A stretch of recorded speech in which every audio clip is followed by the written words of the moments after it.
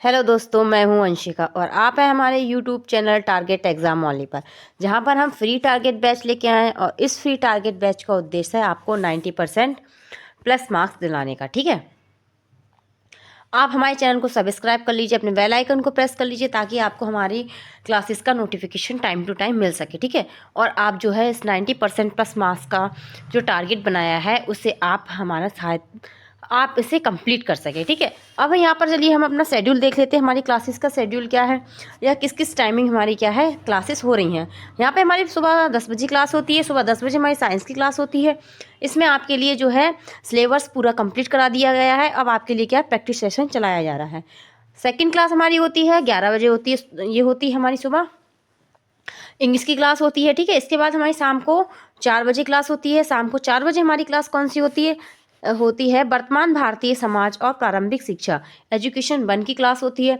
इसके बाद शाम को 5 बजे क्लास होती है प्रारंभिक शिक्षा के नवीन प्रयास। ठीक है, ये आपको मैं पढ़ा रही हूँ। इसमें मैंने आपके लिए क्या है सारा सिलेबस कंप्लीट करा दिया है, आप मेरी प्लेलिस्ट में जाके देख सकते हैं। अब मैं आपके लिए राजन सीरीज लेके आई हूँ और इस राजन सीरीज में क्या है मैं आपको बहुविकल्पीय भी कंप्लीट करा चुकी हूँ।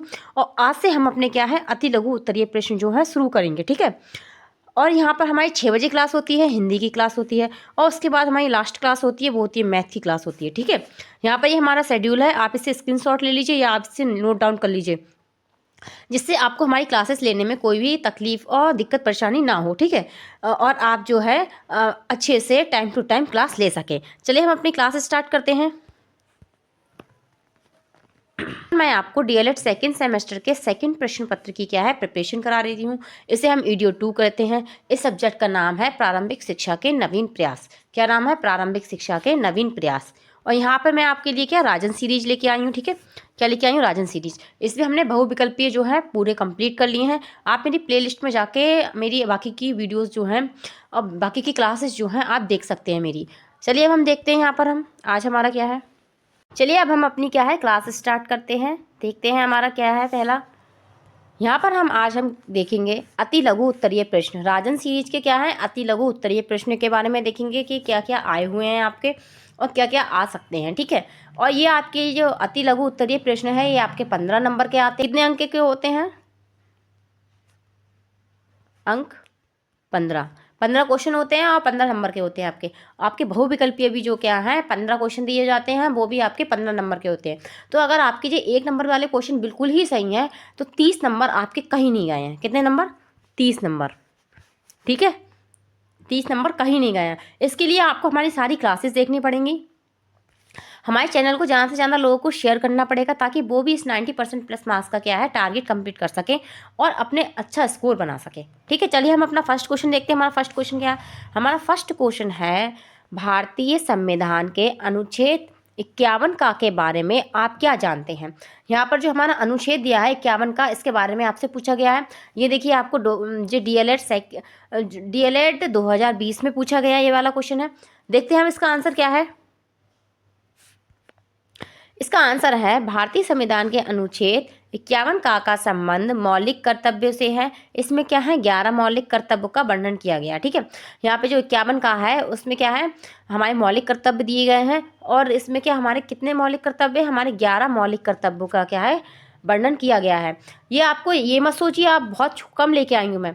अगर आपको 1 नंबर का क्वेश्चन है आपको उतना ही लिखना है जितना आपसे पूछा गया। अगर आप इन क्वेश्चंस में अगर आप ज़्यादा लिखने की कोशिश करेंगे तो आपका पेपर छूट जाएगा। ठीक है, और ऐसा होता भी है बच्चों के साथ। ठीक, वो क्या करते हैं वो अपने अति लघु उत्तरीय प्रश्न में ही लग जाते हैं और उसके लिए लंबा करने की कोशिश करते हैं कि हमें मार्क्स अच्छे नंबर मिल जाएंगे और वो ये सोचते हैं कि हमें अच्छे मार्क्स मिल जाएंगे, लेकिन ऐसा कुछ नहीं होता है। जो पूछा हुआ होता है आप केवल वही लिखेंगे तो आपको पूरा 1 नंबर मिलेगा। मास्टर आपका काट ही नहीं सकता है नंबर। अगर आप उल्टा सीधा लिख देंगे तो उसका दिमाग ख़राब हो जाएगा कि बच्चे ने क्या लिख दिया आज राम कथा लिख दी है और 1 नंबर में पूछा क्या था और लिख क्या दिया है, तो आपको नंबर बिल्कुल नहीं मिलेंगे। तो आप मेरे क्वेश्चन पर ध्यान दीजिए, जितना मैंने बताया आप उतना ही तैयार कीजिए। ठीक है, चलिए हम नेक्स्ट क्वेश्चन की तरफ चलते हैं। हमारा सेकंड क्वेश्चन क्या है? हमारा सेकंड क्वेश्चन है हंटर आयोग के 2 कार्य बताइए। यहाँ पर आपसे हंटर आयोग के केवल 2 कार्य पूछे गए हैं। आपको हंटर आयोग के बारे में डिटेल में मैंने अपनी क्लासेस में बताया है, आप वहाँ पे जाके देख सकते हैं, हंटर आयोग के बारे में पूरी जानकारी ले सकते हैं, ठीक है। और उसमें मैंने आपको कई कार्य बताए हैं और यही क्वेश्चन आपको लघु में आएगा, तो आपको यहाँ पे कम से कम हंटर आयोग के बारे में लिखना पड़ेगा कि हंटर आयोग क्या था, ठीक है, कौन लाया था, किस डेट में आया था, और इसके कार्य जो है 5-6 कार्य आपको लिखने पड़ेंगे, ठीक है। अब हम देखते हैं यहाँ पे 2 इसके कार्य क्या थे। हंटर आयोग ने प्राथमिक शिक्षा की व्यवस्था का अध्ययन करके उसमें विकास और सुधार के सुझाव दिए थे, ठीक है। पहला क्या है, प्राथमिक शिक्षा की जो स्थिति थी का अध्ययन करके उसमें क्या विकास और सुधार किया। और दूसरा कार्य क्या किया था, इन्होंने भारतीय शिक्षा व्यवस्था को ईसाई मिशनरियों को नहीं सौंपा था, ठीक है। इन्होंने क्या किया था, हंटर आयोग ने, इन्होंने जो ईसाई मिशनरी था उसके लिए जो है भारतीय शिक्षा व्यवस्था को नहीं सौंपा था। ये यहाँ पर एक इन्होंने अच्छा कार्य किया था, ठीक है। ये इनके 2 कार्य थे। आगे नेक्स्ट क्वेश्चन की तरफ चलते हैं। ये भी आपको देखिए 2020 में पूछा गया क्वेश्चन है। हमारा 3rd नंबर क्वेश्चन है राष्ट्रीय स्तर पर शिक्षा के कौन कौन से अभिकरण हैं।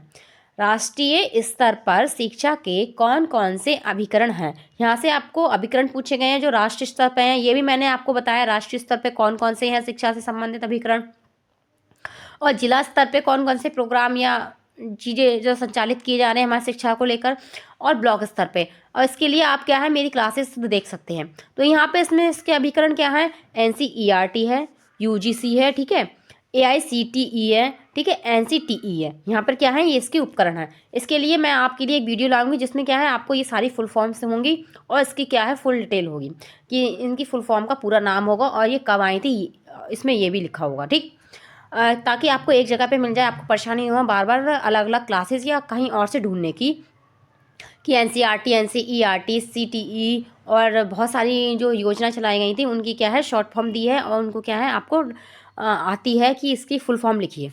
अब हम नेक्स्ट क्वेश्चन की तरफ चलते हैं। नेक्स्ट क्वेश्चन हमारा क्या है, नेक्स्ट क्वेश्चन है शैक्षिक उन्नयन में ब्लॉक संबंधित केंद्रों को क्या भूमिका है। जो ब्लॉक संबंधित केंद्र हैं, जो केंद्रों को खोला गया है, उनकी भूमिका क्या है जो शिक्षा के स्तर पर, ठीक है। यहाँ पर देखते हैं इसका आंसर क्या है। इसका आंसर है विकास खंड स्तर पर ब्लॉक संसाधन केंद्र बेसिक शिक्षकों के लिए प्रशिक्षण तथा कार्यशाला का आयोजन, इनके शैक्षिक सहायता उपलब्ध कराता है, ठीक है। इसका उद्देश्य क्या है, इसकी स्थापना का उद्देश्य है शिक्षा की गुणवत्ता में सुधार और जिले स्तर पर शैक्षिक गतिविधियों को तेज करना। हमारे जितने भी शिक्षा से रिलेटिव जो भी केंद्र बनाए गए हैं, जो भी योजनाएं लाई गई हैं, उनका उद्देश्य लगभग सेम ही है कि शिक्षा की गुणवत्ता में सुधार करना। और अगर आपका ये जिला स्तर पे है या राष्ट्रीय स्तर पे, तो आप यहाँ पे कहेंगे कि जिला स्तर पर क्या है शैक्षिक गतिविधियों को तेज करना। अगर राष्ट्रीय स्तर का पूछा जाए तो आप यहाँ पे कहेंगे कि राष्ट्रीय स्तर पर शैक्षिक गतिविधियों को क्या है तेज करना है, कि इन चीज़ों इन केंद्रों का खोलना चाहिए, इनकी यही क्या है भूमिका है। एक के लिए क्या 2020 में पूछा गया क्वेश्चन है। नेक्स्ट क्वेश्चन की तरफ चलते हैं। हमारा 5 नंबर क्वेश्चन है। हमारा 5 नंबर क्वेश्चन है लॉर्ड कर्जन ने प्राथमिक स्तरीय शिक्षा में क्या क्या सुधार किए। जो लॉर्ड कर्जन थे, जो कर्जन था, उसने हमारी शिक्षा में क्या क्या सुधार किए, यहाँ पे आपसे ये पूछा गया है। तो इसके सुधार देख लेते हैं कौन कौन से सुधार हैं। इसके पहला सुधार क्या है, प्राथमिक शिक्षकों को 2 वर्ष का प्राथमिक शिक्षकों को 2 वर्ष का शिक्षण प्रशिक्षण देने की व्यवस्था की जाए। साथ ही उनके वेतन और सेवा शर्त में भी सुधार किए जाएं। यहाँ पर जो कर्जन थे उन्होंने प्राथमिक शिक्षा के स्तर को अच्छा करने के लिए क्या कहा था कि 2 वर्ष की क्या उन्हें ट्रेनिंग दी जाए, जिससे क्या है हमारे शिक्षक जो हैं वो ट्रेन हो जाएं और अपने जो बच्चे हैं हमारे स्कूल में उनको क्या है अच्छे अच्छे नए नए तरीक़ों से वो उन्हें पढ़ा सकें। और इससे क्या होगा, बच्चे क्या हों उत्साहित होंगे और स्कूल आएंगे, ठीक है।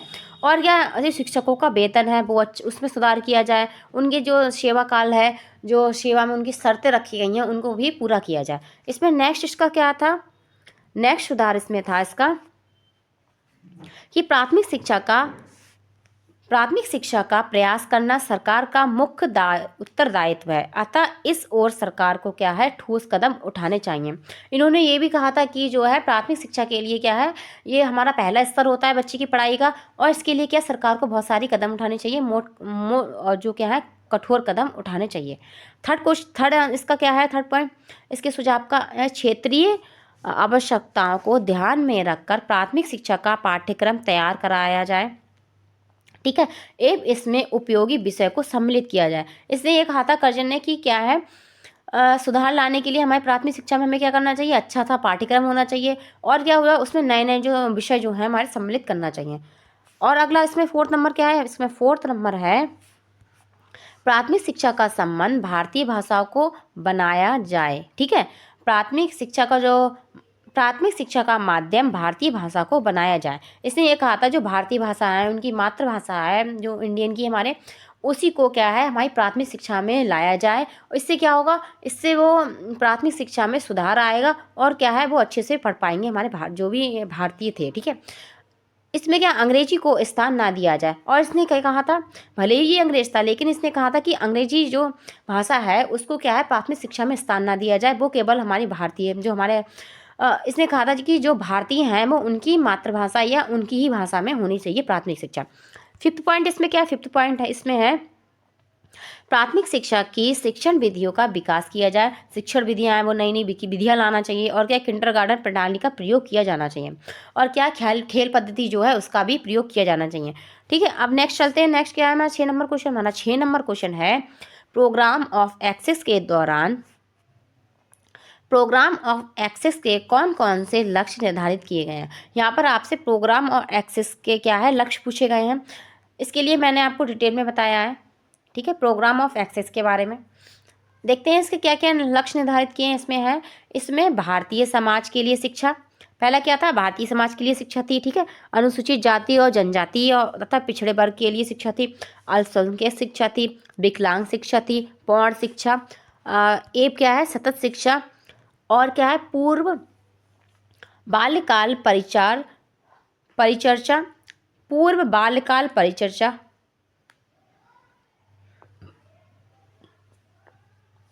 एक शिक्षा संबंधित योजनाओं को प्रस्तुत किया जाए। ठीक है, जो प्रोग्राम ऑफ एक्सेस था, ठीक है पीओ हमारे प्रोग्राम ऑफ एक्सेस है उसके क्या है, ये है लक्ष्य है। यहाँ पे क्या है प्रोग्राम ऑफ एक्सेस की जो क्या है यहाँ पर लक्ष्य दिए गए हैं। आगे नेक्स्ट क्वेश्चन की तरफ चलते हैं। ये क्वेश्चन भी देखिए 2020 में आया हुआ है। अगला हमारा नेक्स्ट क्वेश्चन क्या है, 7 नंबर क्वेश्चन है, शिक्षा को संविधान में समृद्धि सूची में रखने का क्या उद्देश्य था। शिक्षा को जो संविधान की समृद्धि सूची है उसमें रखने का उद्देश्य क्या था, यहाँ पे आपसे ये पूछा गया है। तो देखते हैं इसका आंसर क्या होगा। इसका आंसर होगा शिक्षा को व्यापक एवं जटिल स्वरूप के कारण क्या है 1976 में 82वें संविधान संशोधन द्वारा शिक्षा को समृद्धि सूची में डाला गया। ठीक है, और यहाँ पर ये आपके लिए बहुत इंपॉर्टेंट है, ये जो मैं अंडरलाइन कर रही हूँ। 1976 में जो कौन सा संशोधन हुआ था, किस नंबर का संशोधन था वो हमारा भारतीय संविधान में, वो था 42वें संविधान संशोधन था। कौन सा था, 42वें संविधान संशोधन द्वारा क्या है शिक्षा को समृद्धि सूची में डाला गया था। ठीक है, इसका उद्देश्य क्या था, केंद्र तथा राज्य के सम्मिलित इसका उद्देश्य क्या था कि केंद्र तथा राज्य के सम्मिलित एवं समन्वित प्रयासों द्वारा क्या है शिक्षा के स्तर को उन्नयन करना था। ठीक है, जो शिक्षा का स्तर था उसको बढ़ाना था कि केंद्र और राज्य जो है मिलके इसका क्या है इसमें सहयोग करे, और जो शिक्षा का स्तर क्या है अच्छा हो और इसमें सुधार आए। अब हम अपना 8 नंबर क्वेश्चन की तरफ देखते हैं। क्या है हमारा 8 नंबर क्वेश्चन, हमारा 8 नंबर क्वेश्चन है स्कूल चलो अभियान कब प्रारंभ हुआ था। यहाँ पे आपको स्कूल चलो अभियान की डेट पूछी है, ये मैंने आपको बहुविकल्पीय में कई बार बताया है। ठीक है, और इसके लिए मैंने आपके लिए एक अलग से क्लास भी ली है, और इसके लिए मैंने क्या है आपके लिए जो मैंने विस्तृत और स्कूल चलो अभियान के बारे में मैंने अपनी क्लासेस में क्या आपको डिटेल में भी बताया है। चलिए यहाँ पर हम अपना देख लेते हैं कि ये कब प्रारंभ हुआ था। जुलाई 1996 में कक्षा 1 से 8 और कितने वर्ष की आयु थी बच्चों की, 6 से 14 वर्ष के सभी बच्चों को विद्यालयों के प्रति क्या है आकर्षित करने के लिए स्कूल चलो अभियान चलाया गया था। ठीक है, कब चलाया गया था, 1996 में चलाया गया था। ठीक, और ये हमारे भारत में कब आया था, ये हमारे 2004 में जो हमारे भारत में आया था। ठीक है, कब आया था, 2004 में ही हमारे भारत में आया था स्कूल चलो अभियान। इसके तहत क्या था कि जो एडमिशन से पहले क्या टीचर्स क्या होते थे, वो जा जाके घर घर जा जाके या गाँव क्या जागरूक करते थे अपने जहाँ पे उनका स्कूल होता था, जहाँ उनका स्कूल होता था वहाँ के लोगों को क्या है जागरूक करते थे एडमिशन से पहले। और इससे क्या होता था, इससे बच्चे ज़्यादा से ज़्यादा स्कूल में उनकी नामांकन संख्या को बढ़ाना था और उनको क्या है आकर्षित करना था इस विद्यालय की तरफ। नेक्स्ट क्वेश्चन की तरफ चलते हैं। हमारा नेक्स्ट क्वेश्चन क्या है, हमारा नेक्स्ट क्वेश्चन है 9 नंबर है, ये हमारा है राष्ट्रीय बाल श्रम परियोजना क्या है। जो राष्ट्रीय बाल श्रम परियोजना लाई गई थी वो है क्या, ये आपको 2020 में पूछा गया क्वेश्चन है। तो इस परियोजना का उद्देश्य घातक उद्योगों में वर्ष 2010 तक क्या है, बाल श्रम को समाप्त करना था। कितने वर्ष का टारगेट बनाया था, 2010 तक का टारगेट बनाया था। और क्या है, बाल श्रम का पूर्ण उन्मूलन इस परियोजना का एक क्या था, क्रमिक लक्ष्य था। ठीक, बच्चों को जो श्रम कर रहे हैं, जो बच्चे जो 14 वर्ष से कम के हैं बच्चे, वो खतरनाक जगहों पे कार्य कर रहे हैं, इससे उन्हें छुड़ाने के लिए या उन्हें उससे वहाँ से निकालने के लिए क्या है, ये बाल जो राष्ट्रीय बाल श्रम परियोजना जो थी लाई गई थी। ये हमारी क्यों लाई गई थी, इसीलिए लाई गई थी क्योंकि जो हमारा शिक्षा का स्तर बहुत लो हो रहा था। भले ही बहुत सारे आयोग बन गए थे, बहुत सारी नीतियां आ गई थी शिक्षा को लेकर, लेकिन अभी भी कुछ लोग क्या थे, जागरूक नहीं थे। जो पेरेंट्स थे वो समझते थे कि हमारा बच्चा इतने घंटे तक स्कूल में रहेगा, इससे बढ़िया तो कमा के हमें लाके कुछ ना कुछ देगा। इसी के लिए क्या, इसी को ख़त्म करने के लिए क्या है, हमारी जो निःशुल्क शिक्षा लाई गई। ठीक है, और क्या है, इस राष्ट्रीय बाल श्रम परियोजना का भी शुरू किया गया। इससे क्या है, बच्चों को खतरनाक जगहों से निकाल के उन्हें क्या है, विद्यालय की तरफ लाना था। और इसका लक्ष्य हमारा क्या था, 2010 तक ये हमें करना था। आगे चलते हैं नेक्स्ट। 10 नंबर क्वेश्चन हमारा क्या है, 10 नंबर क्वेश्चन है CTE किस स्तर के CTE किस स्तर के शिक्षकों को तैयार करता है। ये हमारे शिक्षकों से रिलेटिव क्या है, एक कार्यक्रम है। CET क्या है, CET। ठीक है, ये क्या है, माध्यमिक और उच्च माध्यमिक शिक्षा के जो शिक्षक हैं उनको क्या है, तैयार करता है या उनके लिए ट्रेनिंग देता है। नेक्स्ट चलते हैं। नेक्स्ट क्वेश्चन क्या है हमारा, नेक्स्ट क्वेश्चन है 11 नंबर, बिना बोझ के शिक्षा क्या है, बिना बोझ, ये झा होगा। ठीक है, बिना बोझ के शिक्षा में कितने प्रकार के बोझ बच्चों में होने की बात कही गई है। जो बिना बोझ की शिक्षा थी, ये किसके द्वारा लाई गई थी, ये हमारी यशपाल समिति के द्वारा लाई गई थी। ठीक है, कि लर्निंग विदाउट बर्डन हो, तभी बच्चे क्या हो, अच्छे से पढ़ पाएंगे, उनका क्या ये उद्देश्य था। तो यहाँ पर कितने प्रकार के बोझ की बात की गई थी, यहाँ पर 2 प्रकार के बोझ की बात की गई थी। यहाँ पर पहला था क्या था, भौतिक बोझ था, एक क्या था, मानसिक बोझ था।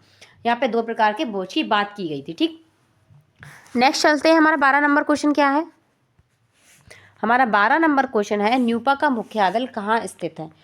हमारा 12 नंबर क्वेश्चन है, न्यूपा का मुख्यालय कहाँ स्थित है। तो न्यूपा का मुख्यालय कहाँ स्थित है, ये हमारा दिल्ली में स्थित है। ये आपको बहुविकल्पीय में भी पूछा गया क्वेश्चन है। ठीक है, अब देखिए ये आपको 1 नंबर में अति लघु उत्तरीय प्रश्न में भी पूछा गया प्रश्न है। आगे चलते हैं। नेक्स्ट क्वेश्चन हमारा क्या है, नेक्स्ट क्वेश्चन हमारा है 13 नंबर है, RTE का पूरा नाम। ठीक है, क्या है, RTE का पूरा नाम पूछा है आपको। राइट टू एजुकेशन, क्या है, राइट टू एजुकेशन। ठीक, ये छोटे मोटे क्वेश्चन आपसे पूछे जाते हैं, इसके लिए आपको अच्छे से मेरी क्लासेस लेनी पड़ेंगी। इससे क्या होगा, आपको एक भी नंबर कहीं से कहीं नहीं जाएगा। ये जरा से क्वेश्चन है, इसके लिए आपको लिखने में 1 मिनट भी नहीं लगेगा। ठीक है, अगर आप ये छोड़ आएंगे तो आप, जाहिर सी बात है, इतने सारे क्वेश्चन आएंगे आपको, केवल उसमें केवल फुल फॉर्म पूछी जाएगी, तो आप छोड़ देंगे, उससे आपको क्या है, लेस हो जाएगा और आपके अच्छे मार्क्स नहीं आ पाएंगे। चलिए हम 14 नंबर क्वेश्चन की तरफ चलते हैं। हमारा 14 नंबर क्वेश्चन क्या है, हमारा 14 नंबर क्वेश्चन है, वर्तमान में शिक्षा को किस सूची में रखा गया है। ये तो आपको अच्छे से पता होगा क्योंकि अभी मैंने इसके बारे में ऊपर बताया है। किस अनुसूची में रखा गया है, ये रखा गया है समवर्ती अनुसूची में रखा गया है। समवर्ती अनुसूची में क्यों रखा गया है, क्योंकि इसमें जो राज्य है, इसमें क्या है, केंद्र,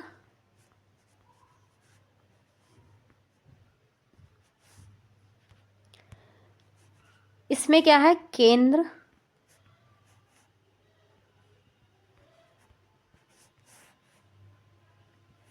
व राज्य जो है क्या है, मिलके सहयोग करते हैं। इसमें क्या है, समवर्ती सूची में क्यों रखा गया है, आपसे पूछा जाए तो ये केंद्र और राज्य जो है मिलके सहयोग करते हैं, इसीलिए इसे क्या है, समवर्ती सूची में रखा गया है। जो शिक्षा से रिलेटिव जो भी योजनाएं हैं, जो भी आयोग हैं, या वित्त, या आपको वित्त से रिलेटिव ले लीजिए, या कोई नया संशोधन करना है या बदलाव करना है, उन सब के लिए क्या है, राज्य और सरकार बराबर की भागीदारी है। 50:50 कितना है, 50:50 का रखा गया है। ठीक है, 50 केंद्र सरकार होगी तो 50 आपका राज्य सरकार होगी। नेक्स्ट चलते हैं 15 नंबर क्वेश्चन की तरफ। हमारा 15 नंबर क्वेश्चन है, भारतीय शिक्षा आयोग का गठन कब हुआ था। भारतीय शिक्षा आयोग का गठन कब हुआ था, 1882 में हुआ था, ठीक है। और आपको इसमें मुझे बताना है कि भारतीय शिक्षा आयोग जो आया था इसके अध्यक्ष कौन थे। ये आपके लिए क्या है, क्वेश्चन है, ठीक है। ये आपके लिए मेरा क्वेश्चन है कि इसके अध्यक्ष कौन थे। ये आपको मुझे कमेंट बॉक्स में बताना है ताकि मुझे पता चले आप कितना मेरी क्लासेस जो हैं डीपली देख रहे हैं और रेगुलर ले रहे हैं, ठीक है। और ये मैंने आपके लिए अच्छे से बताया, आपने बहुविकल्पी में भी बताया, मैंने जो क्लासेस कराई हूँ उनमें भी आपको अच्छे से बताया है कि भारतीय शिक्षा आयोग के बारे में पूरा, उसका गठन कब हुआ, उसका उद्देश्य क्या था और क्या है, उसके अध्यक्ष कौन थे। नेक्स्ट चलते हैं। नेक्स्ट क्वेश्चन क्या है हमारा, नेक्स्ट क्वेश्चन 16 नंबर है, कोठारी आयोग का गठन कब हुआ था। तो कोठारी आयोग का गठन हुआ था 14 जुलाई 1964 में हुआ था। अगर 1964 और आपको 66 भी हो तो भी आपको राइट होगा, ठीक है। अगर बहुविकल्प में आपको ये पूछा जाए तो ये भी आपका राइट होगा। तो इसे लाने वाले, और इसमें क्या था, कोठरी में शिक्षा, आप ऐसे याद कर सकते हैं। कोठरी में क्या, हम कंप्यूटर को रखते हैं, तो कोठरी में शिक्षा। इस आयोग, कोठारी आयोग से क्या है, हमारी जो है शिक्षा में क्या है, कंप्यूटर की बात की गई थी, ठीक है। और आप यहाँ पे कह सकते हैं कि कोठरी में शिक्षा, हम कंप्यूटर को कोठरी में ही रखते हैं ना, तो कोठरी में शिक्षा आप यहाँ पे कह सकते हैं। और इसका गठन ये है, इसका गठन क्या हुआ था, 14 जुलाई को हुआ था, 1964 में हुआ। और दौलत सिंह कोठारी क्या थे, इनके लाने वाले थे कोठारी आयोग को, इनके नाम पर ही इसका नाम कोठारी आयोग रखा गया है। हम देखते हैं 17 नंबर क्वेश्चन हमारा क्या है, हमारा 17 नंबर क्वेश्चन है, कोठारी आयोग के अध्यक्ष थे, ये तो आपको बताने की जरूरत नहीं, अभी मैंने बता दिया है, क्या थे, प्रोफेसर DS कोठारी, दौलत सिंह कोठारी, ठीक है। नेक्स्ट क्वेश्चन क्या है हमारा, नेक्स्ट क्वेश्चन हमारा 18 नंबर है, समवर्ती, हमारा नेक्स्ट क्वेश्चन है, समवर्ती सूची में दिए गए विषयों पर नीति एवं कानून बनाने का अधिकार किस सरकार को है। ये देखिए, ये मैंने आपको कितनी बार ऊपर बता दिया है, तो केंद्र और राज्य दोनों हैं, ठीक है। आपसे पूछा जाए अनुपात कितना है, तो 50:50 का है, कितना है, 50:50 का रखा गया है, कि ये भी इतना भी सहयोग करेंगे 50 का और ये भी 50 का करेंगे, बराबर का सहयोग करेंगे जो शिक्षा में हमारे। नेक्स्ट क्वेश्चन की तरफ चलते हैं। नेक्स्ट हमारा क्वेश्चन क्या है, नेक्स्ट 19 नंबर क्वेश्चन है, भारत में एक पथ निरपेक्ष राष्ट्र की घोषणा का उल्लेख कहाँ पर है। जो पथ निरपेक्ष जो ये बात की गई है, ये कहाँ पर दिया गया है हमारे भारत में, तो ये हमारा किस में दिया गया है, ये हमारा दिया गया है संविधान के 42वें संविधान संशोधन में ये बात ऐड की गई है, ठीक है। यह उल्लेख की गई है, उल्लेख किया गया है इस बात का कि पथ निरपेक्ष क्या हो, राष्ट्र हो। आगे चलते हैं। नेक्स्ट क्वेश्चन हमारा क्या है, नेक्स्ट क्वेश्चन हमारा 20 नंबर है, पाठशाला को बाग, शिशु को पौधा और शिक्षक को क्या माली कहने वाले विचारक का क्या नाम है। जो पाठशाला है उसको उन्होंने क्या कहा, बाग कहा है, शिशु को पौधा और शिक्षक को माली कहा है। तो ये क्वेश्चन, ये विचार ये रखने वाले कौन थे, तो क्या थे, फ्रॉबेल थे, क्या थे, फ्रॉबेल थे। फ्रॉबेल जो थे वो उन्होंने क्या है, पाठशाला को क्या बाग कहा है, और जो शिशु होता है उसे एक पौधा कहा है, और शिक्षक को क्या है, माली की क्या है संज्ञा दी है। उन्होंने शिक्षक को एक माली कहा है। जैसे क्या है, माली जो अपने पौधों को बिल्कुल छोटे से उसे पालता है अपने पौधों को क्या है, अपने बाग को क्या है, उन्हें जो पौधे नन्हे होते हैं तभी से उनका पालन पोषण करता है, और फिर क्या है, उनका बड़े होने तक क्या है, उनका पालन पोषण अच्छे से करता है। अगर वो अच्छे से उनका पालन पोषण नहीं करता है तो क्या होता है, वो बीच में ही सूख जाते हैं या बीच में ही नष्ट हो जाते हैं, ठीक है। वो एक बड़ा पौधा नहीं बन सकते हैं। इनका यहाँ पर यही कहना था। अब हम नेक्स्ट क्वेश्चन देखते हैं। हमारा नेक्स्ट क्वेश्चन क्या है, हमारा 21 नंबर क्वेश्चन है, प्रयोजनवाद किसमें आस्था नहीं रखता है। जो प्रयोजनवाद आपका है वो आस्था किसमें नहीं रखता है, तो इसमें क्या है, ईश्वरीय सत्ता में जो प्रयोजनवाद है वो आस्था नहीं रखता है। आप ये मत समझिए कि जो आपके सिलेबस में नहीं है वो आपको DLED में नहीं आएगा, ऐसा नहीं है। जो आपके सिलेबस में नहीं है, फर्स्ट पेपर का भी सेकंड पेपर में पूछ लिया जाता है। ये देखिए, प्रयोजनवाद आपका क्या है, फर्स्ट पेपर में है, लेकिन ये आपको सेकंड पेपर में भी पूछा गया है कि प्रयोजनवाद किसमें आस्था नहीं रखता है, तो क्या ईश्वर की सत्ता में ये है, नहीं रखता है। तो जो फर्स्ट पेपर है हमारा EDU फर्स्ट है, इसकी भी क्लासेस आप अच्छे से लीजिए, क्योंकि उसके कुछ चैप्टर हैं जो इसमें भी पूछे गए क्वेश्चन हैं, आपको आगे पता ही चल जाएंगे। आगे देखते हैं। नेक्स्ट क्वेश्चन क्या है हमारा, नेक्स्ट क्वेश्चन है, जो प्रश्न शिक्षण विधि के जनक कौन है। जो प्रश्नोत्तर विधि है, जो प्रश्न शिक्षण विधि है, इसके जनक आपसे पूछे गए तो इसके जनक कौन है, सुकरात है। ये भी आपको जो फर्स्ट सेमेस्टर है आपको जो फर्स्ट पेपर हमारा है एजुकेशन का सेकंड सेमेस्टर का, उससे पूछा गया है। नेक्स्ट क्वेश्चन हमारा क्या है, प्रकृति को दूसरे किस नाम से जाना जाता है। प्रकृति को हम किस और नाम से जानते हैं, वो हम जानते हैं भौतिकवाद के नाम से जानते हैं प्रकृति को हम। ठीक है, आगे ये देखिए यहाँ पर, ये देखिए ये भी 17 में पूछा गया क्वेश्चन है, ये भी 17 में पूछा गया क्वेश्चन है, और ये आपके सिलेबस में कहीं से कहीं लेना देना है ही नहीं। ठीक है, लेकिन ये आपको पूछा गया क्वेश्चन है, ये आपके क्या है फर्स्ट पेपर का क्वेश्चन है जो आपको सेकंड पेपर में पूछ लिए गए हैं। चलिए देखते हैं नेक्स्ट क्वेश्चन हमारा क्या है। नेक्स्ट क्वेश्चन हमारा 24 नंबर, फ्रोबेल ने किंडरगार्टन कब प्रारंभ किया था। जो फ्रोबेल की किंडरगार्टन विधि जो थी लाई गई थी, वो इन्होंने कब प्रारंभ की थी, तो वो प्रारंभ की थी 1839 में प्रारंभ की थी, 1839 में प्रारंभ की गई थी। ठीक है, नेक्स्ट क्वेश्चन देखते हैं। नेक्स्ट क्वेश्चन हमारा क्या है, नेक्स्ट क्वेश्चन है राज्य शिक्षा संस्थान कहाँ स्थित है। राज्य शिक्षा संस्थान कहाँ पर स्थित है, हमारा इलाहाबाद में स्थित है। ये आपके लिए भी 2017 में पूछा गया क्वेश्चन है। नेक्स्ट क्वेश्चन की तरफ चलते हैं। 26 नंबर हमारा क्वेश्चन क्या है, 26 नंबर हमारा क्वेश्चन है राज्य विज्ञान शिक्षा संस्थान कहाँ स्थित है। तो राज्य विज्ञान शिक्षा संस्थान स्थित है हमारा इलाहाबाद में स्थित है।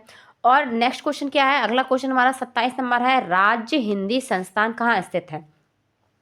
राज्य हिंदी संस्थान कहाँ स्थित है, हमारा वाराणसी में स्थित है। ठीक है, ये आपको एक नंबर में ऐसे क्वेश्चन है जो अगर आप छोड़ आएंगे तो इसके लिए आपको पछताना पड़ेगा कि मैं ये क्यों छोड़ आया या क्यों छोड़ आई। चलिए देखते हैं नेक्स्ट क्वेश्चन, हम देखते हैं 28 नंबर क्वेश्चन हमारा क्या है। 28 नंबर हमारा क्वेश्चन है बंगला भाषा शिक्षण संस्थान कहाँ स्थित है, जो हमारी इलाहाबाद में स्थित है। नेक्स्ट चलते हैं, अगला क्वेश्चन क्या है, अगला 29 नंबर क्वेश्चन है मनोविज्ञान का निर्देशन विभाग कहाँ स्थित है। तो मनोविज्ञान का जो निर्देशन विभाग है वो हमारा इलाहाबाद में स्थित है। अगले क्वेश्चन की तरफ चलते हैं। 30 नंबर क्वेश्चन हमारा है, 30 नंबर क्वेश्चन है राज्य शैक्षिक तकनीकी संस्थान कहाँ स्थित है। तो ये हमारा लखनऊ में स्थित है। अब 31 नंबर हमारा क्वेश्चन है राज्य परियोजना कार्य गया, राज्य परियोजना का कार्यकालय, जहाँ पे राज्य से रिलेटिव जो परियोजना लाई जाती है उसका कार्यकालय कहीं ना कहीं तो होगा। तो ये हमारा कहाँ पे है, ये हमारा लखनऊ में स्थित है। आगे चलते हैं नेक्स्ट। अब हमारा अगला क्वेश्चन है सीमेट कहाँ है, मतलब जी सीमेट जो है संस्था है वो कहाँ पर है, ये हमारी कहाँ है, इलाहाबाद में है। नेक्स्ट क्वेश्चन अगला हमारा है SCERT, क्या है SCERT। ठीक है, इसकी आपकी फुल फॉर्म पूछी गई है पूरी। मैंने आपको बताया था कि आपको जो जितनी भी फुल फॉर्म है वो आपको हिंदी और इंग्लिश दोनों में ही याद करनी पड़ेंगी। ठीक है, क्योंकि यहाँ पे देखिए आपको हिंदी में लिखी है, आपको हिंदी में पूछा गया इसका पूरा नाम क्या है, SCERT का पूरा नाम क्या है। ठीक है, तो इसका पूरा नाम है राज्य शैक्षिक अनुसंधान और प्रशिक्षण परिषद। ठीक है, राज्य शैक्षिक अनुसंधान और प्रशिक्षण परिषद। और ये हमारा क्या है, ये हमारा राज्य स्तरीय है। मैंने आपको बताया राष्ट्र स्तरीय, राज्य स्तरीय और ब्लॉक स्तरीय कौन कौन से जो संचालित जो किए जा रहे हैं हमारे शिक्षा को बढ़ावा देने के लिए। ठीक है, इसके लिए आप मेरी जो है प्लेलिस्ट में जाके मेरी क्लास बाकायदा देख सकते हैं। और मैंने आपको बताया है कि SCERT NCERT इन सब के बारे में क्या है, मैं आपको जो सारी जो फुल फॉर्म होंगी, जो पूरा उनका नाम होगा उसमें मैं आपको रखूँगी, वो सब आपको एक ही क्लास में मिल जाएगा। ठीक है, आगे चलते हैं नेक्स्ट क्वेश्चन की तरफ। नेक्स्ट क्वेश्चन है 35 नंबर क्वेश्चन है NCERT का पूरा नाम क्या है। अब यहाँ पर क्या आपसे पूछा है, NCERT पूछा है, वहाँ पर क्या पूछा था, SCERT पूछा था। आपका NCERT क्या है, ये राष्ट्र स्तरीय और वो क्या है आपका जिला स्तरीय। तो इसकी फुल फॉर्म क्या है, राष्ट्रीय शैक्षिक अनुसंधान और प्रशिक्षण परिषद, राष्ट्रीय शैक्षिक अनुसंधान और प्रशिक्षण परिषद है। ठीक है, नेक्स्ट क्वेश्चन देखते हैं। हमारा नेक्स्ट क्वेश्चन क्या है, हमारा नेक्स्ट क्वेश्चन है राज्य शैक्षिक अनुसंधान और प्रशिक्षण परिषद गठित किस वर्ष हुआ था। यहाँ पे जो आपका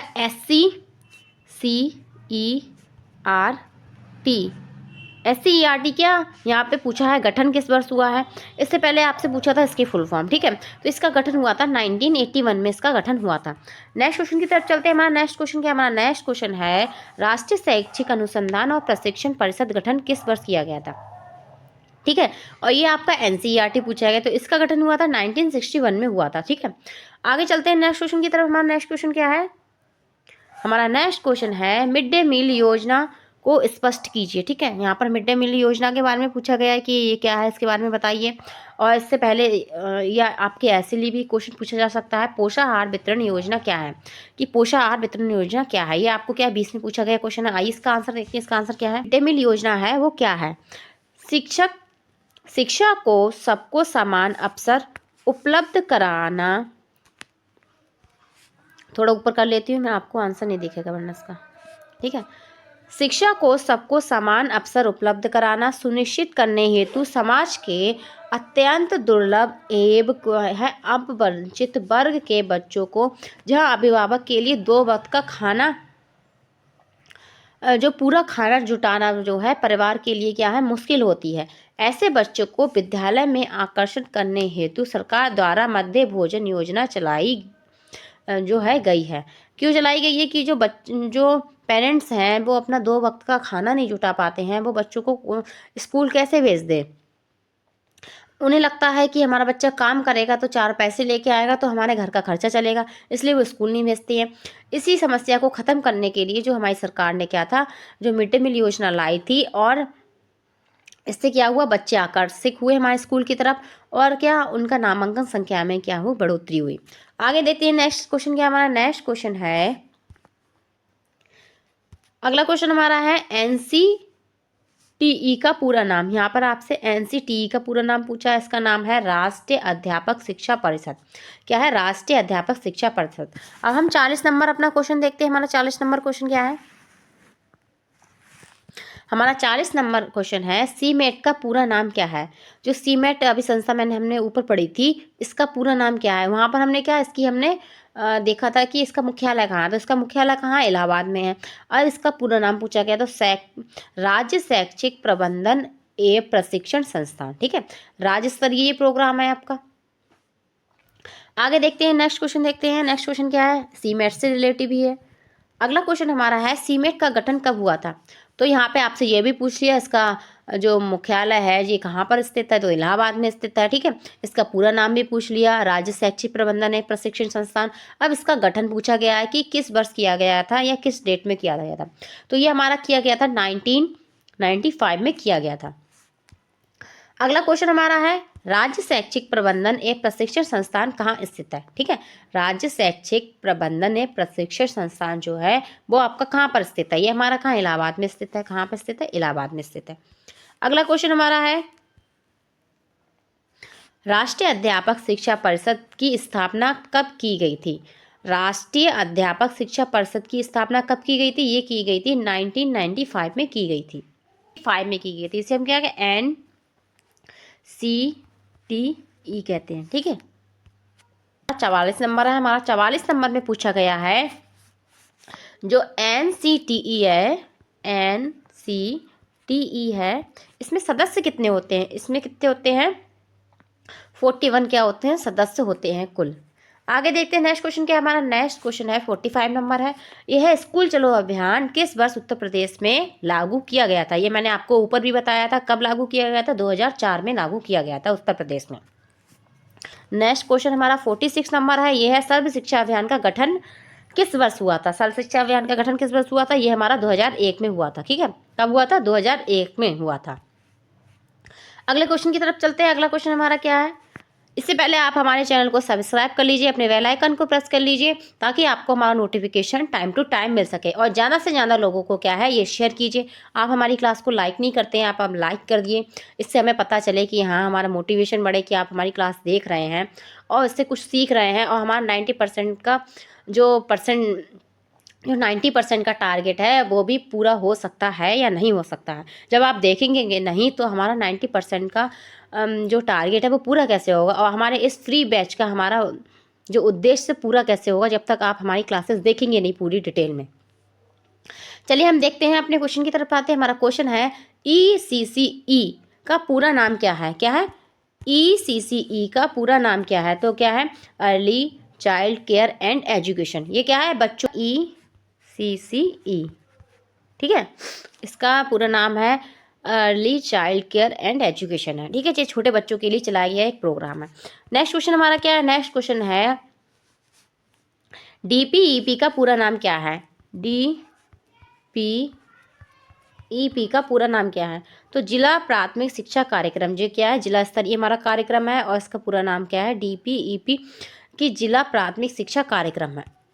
देखते हैं नेक्स्ट क्वेश्चन हमारा क्या है। नेक्स्ट क्वेश्चन है डीपीईपी जो है किस वर्ष किया गया था। ये हमारा किया गया था 1997 में किया गया था। 1997 में डीपीईपी को शुरू किया गया था। अगला क्वेश्चन हमारा क्या है। अगला क्वेश्चन हमारा लास्ट क्वेश्चन है। ये हमारा क्वेश्चन है डीपीईपी के प्रथम चरण, द्वितीय चरण और तृतीय चरण में चयनित जनपदों की संख्या बताइए। जो ये चरणों में चलाया गया था डीपीईपी, इसमें प्रथम चरण में कितने जनपद थे और दूसरे में और तीसरे में कितने थे।